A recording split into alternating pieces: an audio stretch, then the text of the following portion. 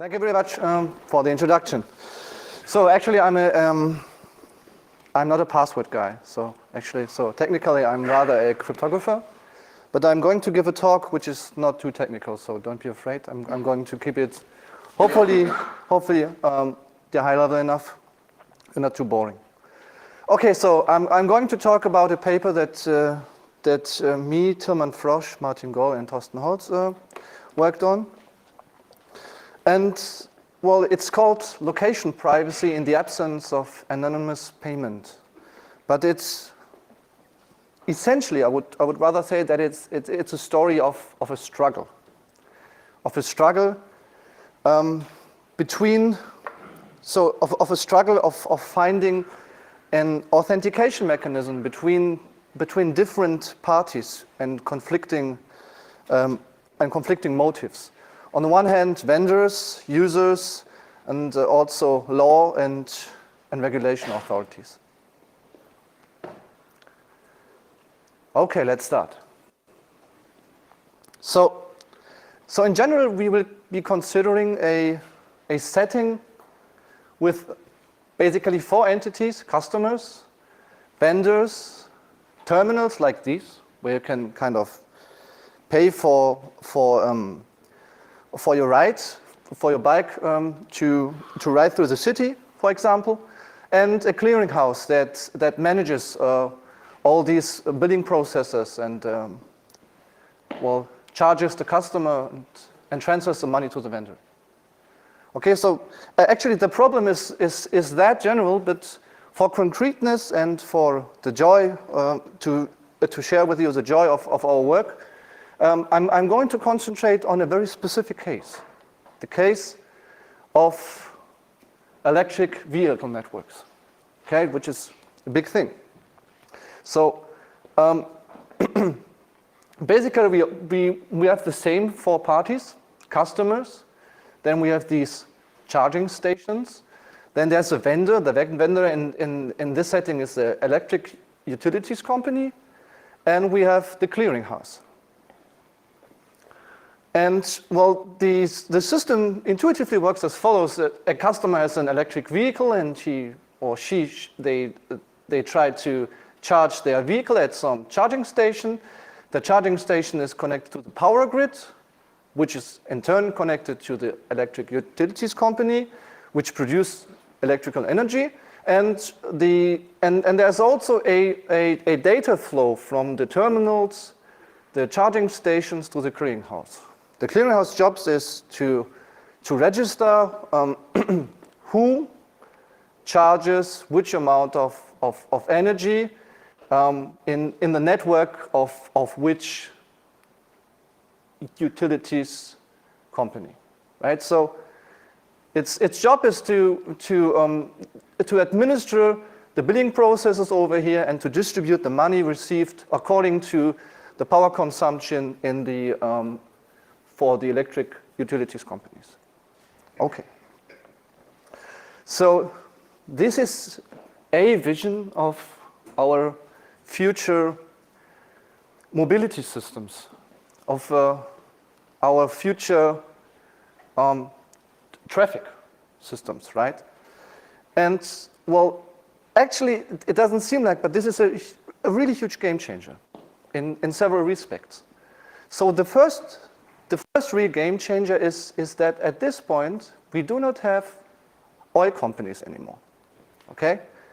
This time we are talking to electric utilities company, big companies which have a traditional, their business field, traditional expertise in their field, traditional ways of communicating with customers and with clearinghouses. So this is one thing. The second thing is rather they're technologically motivated, and this concerns those vehicles. The capacity of modern batteries isn't too great. So for one, and people, there's also this thing of I guess it's called distance anxiety, where people are afraid of not being able to come home because the battery is too low. So the general recommendation and the general vision is to have your car, anywhere you park it, be plugged in.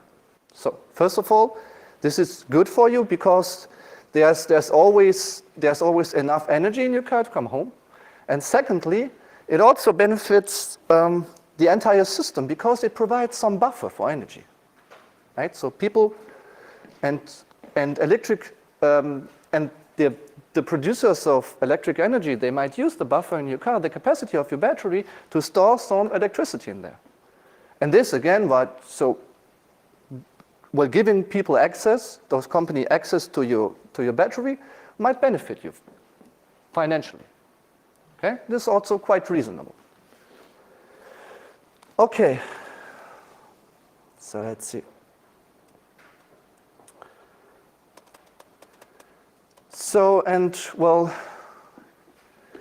the European Commission has plans for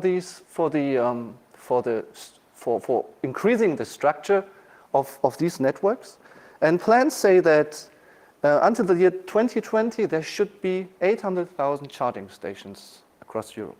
Okay, so there's some really huge force behind that. It's going to change how we charge our vehicles.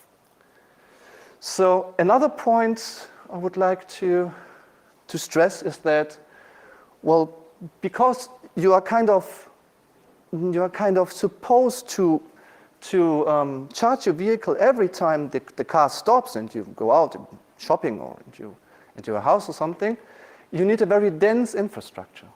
Basically, every parking place, right? The vision is that every parking spot where you can park a vehicle or a garage is equipped with these things over here, right? So everywhere you should be able to charge your car. Okay. So, well, as I said, those guys over here, they are really big players, and they have traditional business models, and they have they have also traditional restrictions. And those restrictions, usually laws, they are different. They differ by country, of course, but in general, there are some very strict. There are usually some very strict laws or regulations that require people to impose some technical means in these communication flows, right? For example, I can give you a very concrete example. One concrete example is that if a customer pays for the charging of his vehicle, he might have a complaint, right?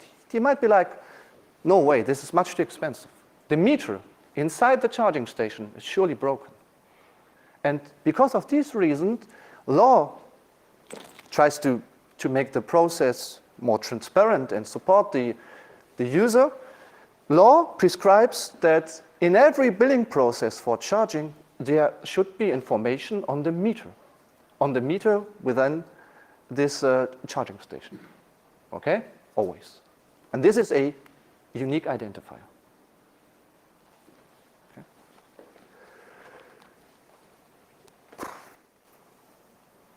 Okay, so seeing this picture over here, there's a huge elephant in the room, and the elephant is called payment, right? So how do we pay for this? How do customers pay for this? And if you think about it, so I guess the most natural solutions are, first of all, to consider cash. Okay, and this seems to be a nice solution. It provides anonymity in a classical sense, but it has a huge problem.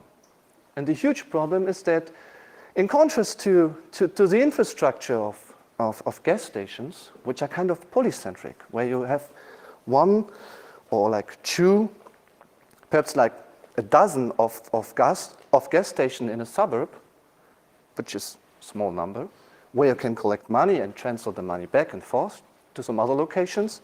If you have those terminals everywhere around the street, then it's really hard and it's really expensive to collect all the money.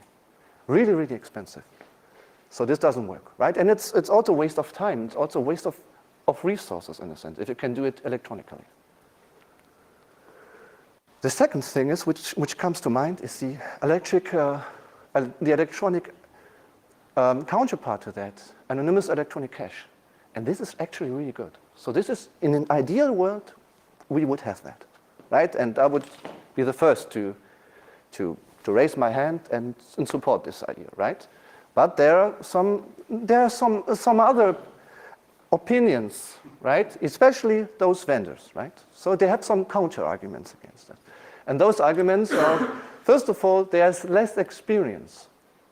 And they are not widely adopted, those electronic cache systems, even though they are, theoretically, they have been devised in the 80s. The second thing is that there are very effective and good working mechanisms to resolve those dispute situations for the utilities. And for those mechanisms, you need to find an equivalent, right? It doesn't seem too easy. And finally, the utility companies, the electric utility companies, they are really keen on protecting their investment, their financial investments. So, right, they do not want to move. They want the investment. Ideally, they do not want to change anything in their structure. Because, well, the structure is the same structure that they use for conventional electricity payment. Okay? So, that's quite a sad story. So, and, well, as probably quite unsurprisingly, well, there's also a third solution, and this solution is exactly what electrical utility companies already do, right? They can give you prepaid offers or postpaid billing offers, where you kind of consume electricity, and later on they measure all those charging events, and later on they will just charge you money, okay? So that's the existing payment model for the utilities, and of course they want to have it, but it also has some other benefits. It allows for diverse offers of electric energy. For example, when you want to have a threshold, right? So below that threshold, it's cheap, and after that, it's expensive. So these are very tricky business models, and some people really like that. Or in some situations, there might be legal obligations to have users non-anonymous.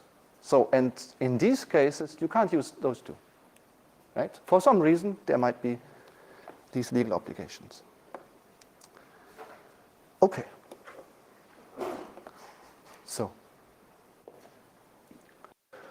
So what we try to, isolate here is a dilemma. A dilemma between the transparency that is prescribed by law. And actually, that's a good idea.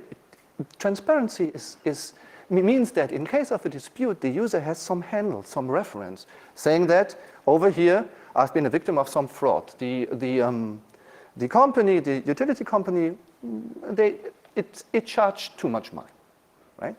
This is, there's no ill will behind it, okay?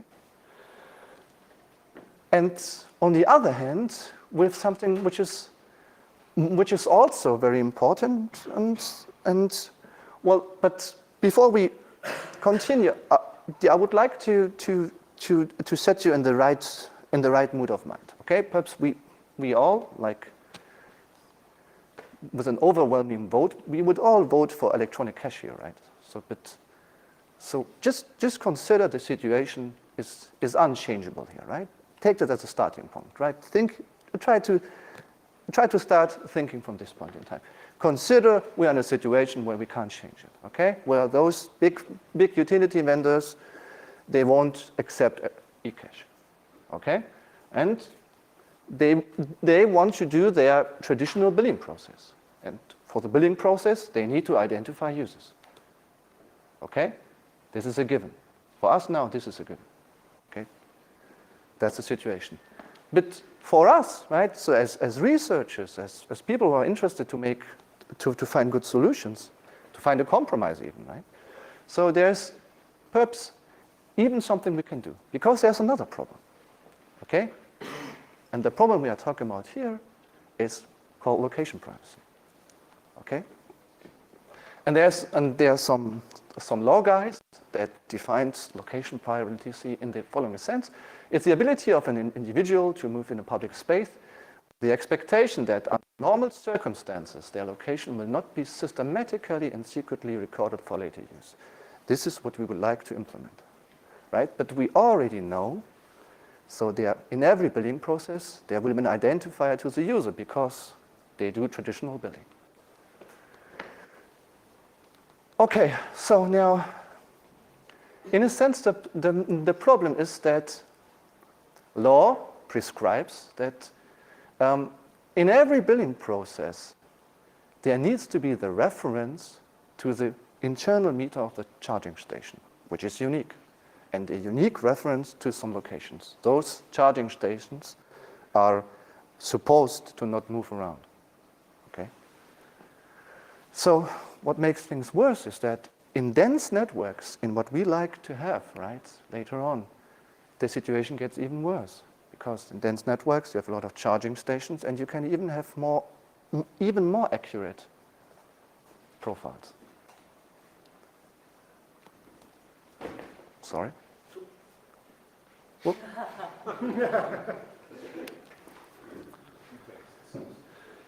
Okay.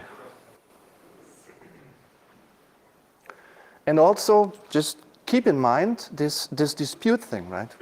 Where users want to have a handle on the charging station, being able to point at a concrete charging station in case there's a dispute or the customer feels that there's been some fraud or some broken meter. Okay, so that's the situation. So the electric utilities, they won't move. Traditional billing. So it's kind of in their interest to be honest, right? But they might be curious and be interested in location profiles. But if we try to design something which works here and improves location privacy, it should integrate quite well with the traditional solutions, with the traditional network, right? So it's a very pragmatic approach. And also, it should allow for the traditional way of resolving disputes, the legal way, right? Which works quite well, actually. So, also there are now kind of those contradicting legal requirements. Location-specific information must be retained, right, for later claims of fraud or for the disputes. And also there must be something where the charging station authenticates data, right, in a non-repudiable way, like saying that so that later on the provider of the charging station cannot come up and say like, okay, yeah, sure, you got the data from my charging station, but we actually did not create it. Someone else created it. So they should be held accountable.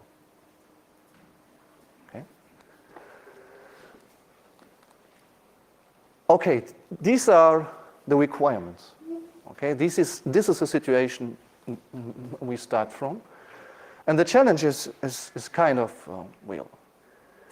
we want to prevent creation of movement profiles. It's not much that we can do. We would like to have e-cache, but it's a start. So it should integrate well, be compliant, and be compliant with dispute mechanisms. So what is our approach? So our approach is actually quite simple, and it relies on a smart choice of fitting cryptography, right? I'm going to explain that, but not too in depth. And the handle is over here. The handle is the authentication of the metering data by the charging station. Okay, we try to do it better at this point. Okay. So what do? We need to authenticate customers. This is a given. We also need to authenticate billing relevant data. it should be non-repudiable. Now, non-repudiation always points to digital signatures. So the electronic analog of real-world signatures, so to speak. But in this case, we will use something which is called group signatures, right? And I've done a lot of research on group signatures, and well, they can be used as a general substitution for digital signatures, but in this scenario, they fit particularly well, really well. So I guess it's the most convincing scenario where we can use group signatures. And now I'm going to explain group signatures. So group signatures also have a long history. They were introduced in 1991. And the idea is that signatures cannot only be produced on behalf of a single user, but on behalf of a group.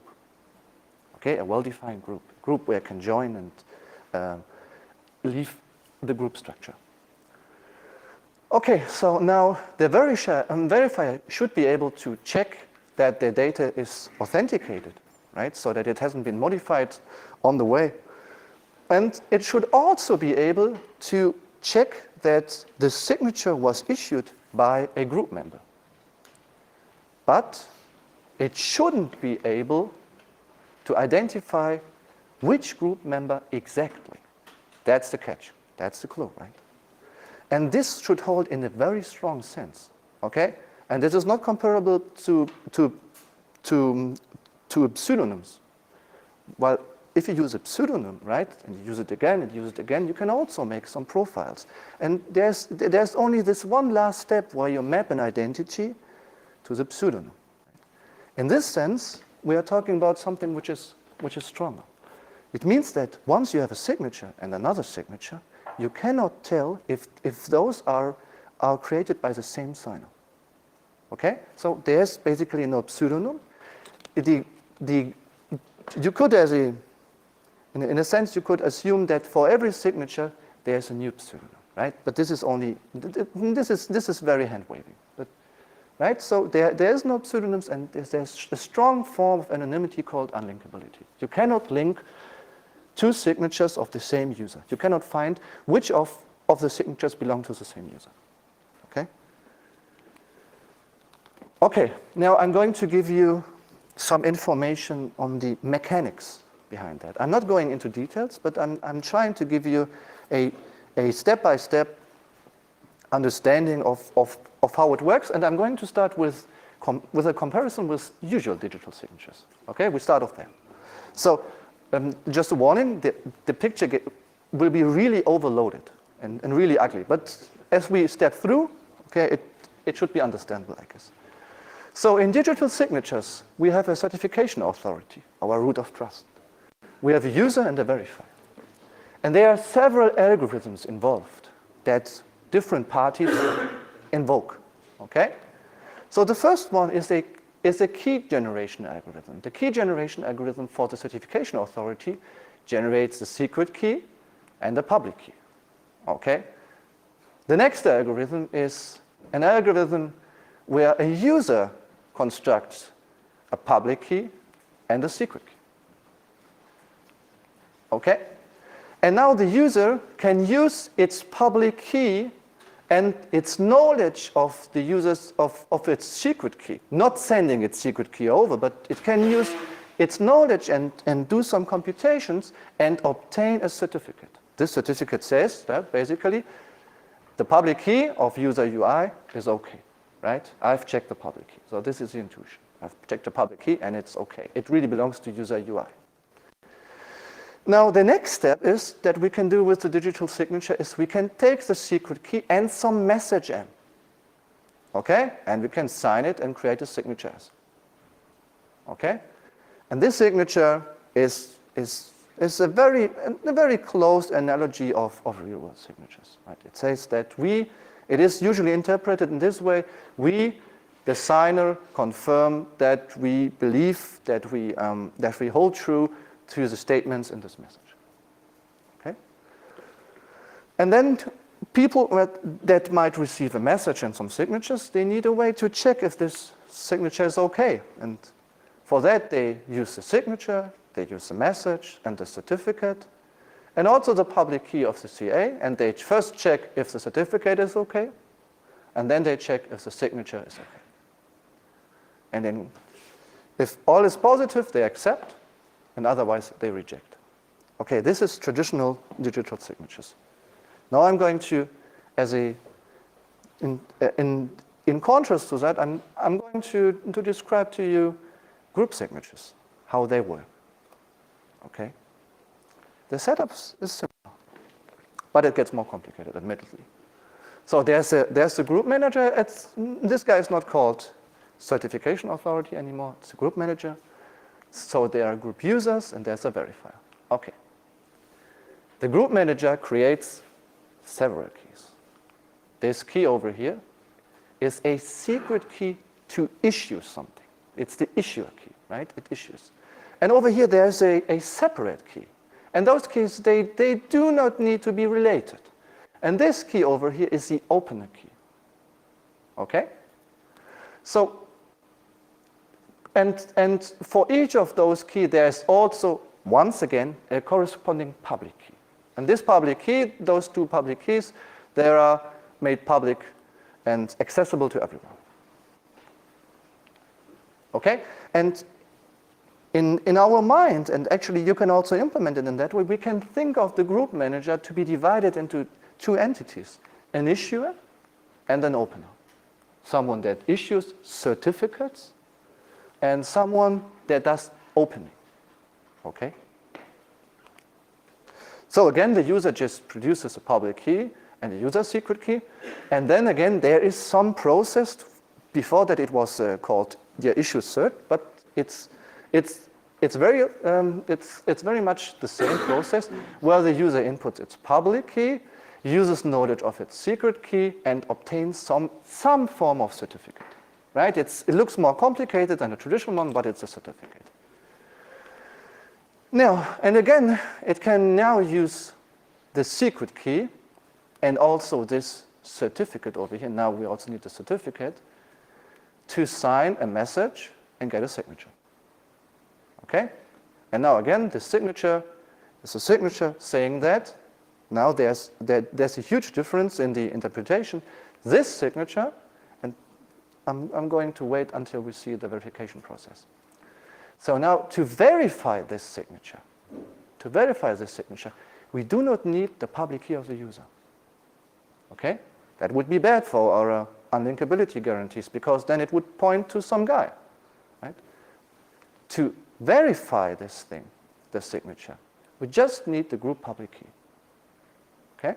And the interpretation of this is that this message, if the verify process outputs accept, this means that this message has been signed by one of the group members, not more.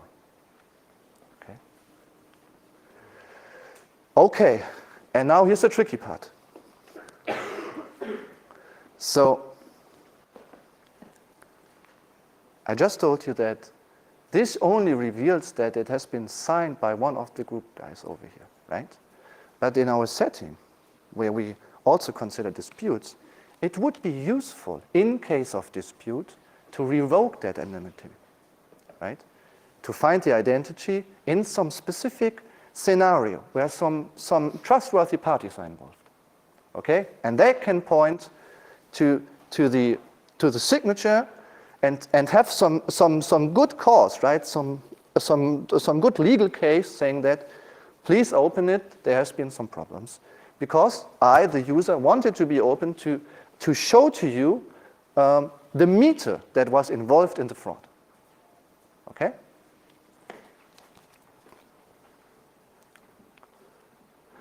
Okay, so there's another process, and this process only works if one has the secret opening key. Okay? Some entity with the opening key, and only this identity is able to find identities in signatures, right?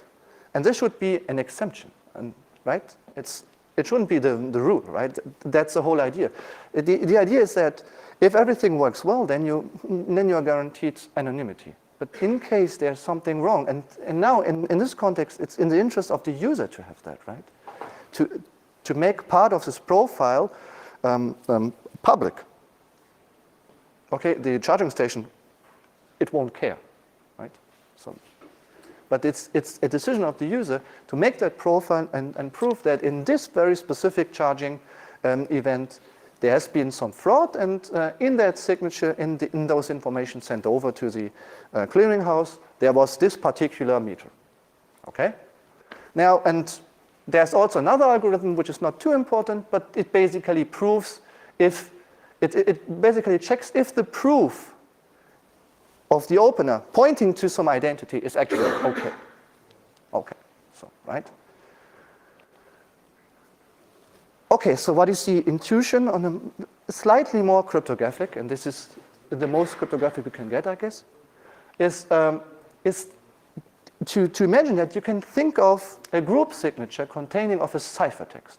And this ciphertext always encrypts the certificate of the user, right? And this certificate is uniquely bound to the user, but it is encrypted, and it is encrypted to the opener.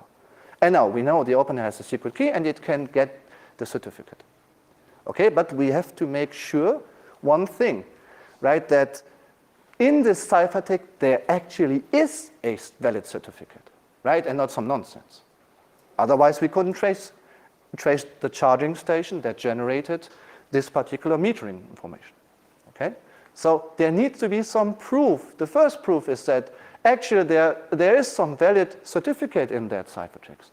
And the second one relates to the user, but it's also a proof which doesn't give any information, but it says that the guy that issues the charging station that issued this signature knows a secret key which fits the specific certificate.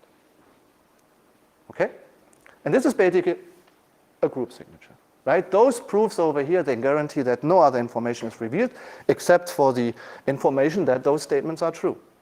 Right? And this information is very crucial for the opener. But this is how usually group signatures are made to work. Okay, so there's a very formal sense in which you can define what group signatures should provide in form of security gains, but very informally, I'm going to give you an intuition. First of all, this anonymity property, and even better, unlinkability, right? You cannot decide if two signatures belong to the same person or not. This is really strong. Then there is traceability, and this is why we do the second zero-knowledge proof. We need to make sure that once a signature is accepted, that you can always find the charging station behind the signature, the issuer. Okay? And then there's something which is called collision resistance. So we want to avoid situation in which an attacker just attacks a single charging station, and the insecurity spreads over to the entire network. So even if the attacker knows some secret information, and even if there's several information and colludes with all those secret information, then we should still be sure, as long as for the other, as long as there's no attack for the other charging station, that's fine. Okay, and then we can, in a process, try to identify the bad ones and repair them. So, and we implemented that at this specific point that I sketched you over. We carefully chose a fitting group signature scheme. The scheme that we used is by those two guys over here. Poncheval is quite famous for his work on group signatures. And it's a very strong one, also in the sense that it provides some provable security guarantees. Also in the sense that I didn't sketch, in the very formal scheme. So what is also very nice about it, it has comparably fast sign-in, and it supports something which is called batch verification. So verification in that scheme is prohibitively slow. Signing is fast, but verifying is slow. But there's some technique where you can, as a receiver, wait for all those signatures to come in, do some computation, some very cheap computations, and then just verify once. Okay, so it scales in a good sense. So it has small signatures, and as I said, very strong security properties. So we also implemented it. So there's a GitHub archive for that. So let me see. So we tried 2 architectures for this. The charging stations, we chose, first one is an Intel Atom with 1 GB RAM, and the second one is a free-scaled IMX 53, also 1 GB RAM. So, and here you can see the information on that, right? So here for CS2, you have like 41 their signings. No, let me see. 1 signing per 41 milliseconds, okay? It's not super good, but for just a single charging station, there is not too much traffic, right? So it's going to have a bill and then send the data. That's okay. And now for verification, which is kind of the bottleneck over here, batch verification, there are a lot of improvements where you can have, like, let me see. We have an Intel Xeon X5650, 2 GB RAM. And we can basically come at 93 messages per second, okay? You need some infrastructure for that, even though we use batch verification. So there's still one problem missing. Now we have group signed metering data, where in the first step, the charging station is not identifiable, but there's also traces that point to some location on the network level. So you also have to make sure that you use some techniques to hide all information on the network level about locations. Okay, and the best we can have so far is a Tor network. So we need to use a Tor network at this point in time. Okay. So to summarize, this solution is a compromise, right? Because actually we want to have things that are much better, but obviously the reality needs compromise. And well, it's the important thing is that it should integrate quite good with existing business and legal processes. And well, we try to implement there's a GitHub, and it's also the first complete implementation of this group signature scheme, which is really tricky to implement. So there's a reference. Thank you very much for your attention.